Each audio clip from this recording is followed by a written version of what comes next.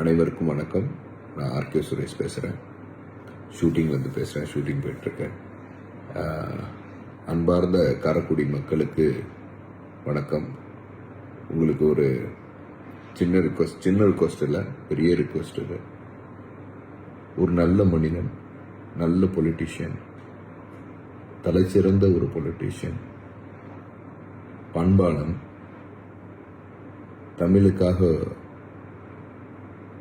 இன்னைக்கு இல்லை என்னைக்குமே உழைத்து கொண்டு இருக்கும் ஒரு நபர் சட்டசபைக்கு வரட்டுமே ஒரு தடவை. இந்த காரைக்குடி மக்களை விட்டுறாதீங்க, எந்த விஷயத்துக்கும் விட்டுறாதீங்க, எதனாலையும் விட்டுறாதீங்க. நான் அனைத்து இந்திய அண்ணா திராவிட முன்னேற்ற கழகத்தின் பிஜேபி அலையன்ஸ் கூட்டணியில் இருக்கேன். ஸோ அவங்களுக்கு தான் சப்போர்ட் பண்ணுறேன். பட் ஒரு தமிழனா காரைக்குடியில் அவர் நிற்கிற தொகுதி, அவரை மாற ஒரு தமிழனை ஒரு சட்டசபையில் வரணும் அப்படிங்கிறது என் ஆசை இல்லை. அவரை நம்பி ஓட்டு போட்ட 40 லட்சம் மக்களோட ஆசை. நம்ம எந்த காரணத்தை கொண்டும் அவரை தோக்க வச்சிடாதீங்க. அது அது அவர் தோக்கிறது கிடையாது, நீங்கள் தோக்கிறது, அந்த தொகுதியை தோக்கிறது. ஒரு தடவை வரட்டும், பாருங்க.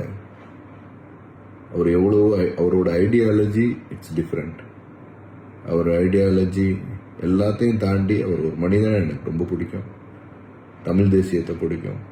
பட் என்னோட சில விஷயங்கள் அவங்களோட கோட்பாடு எனக்கு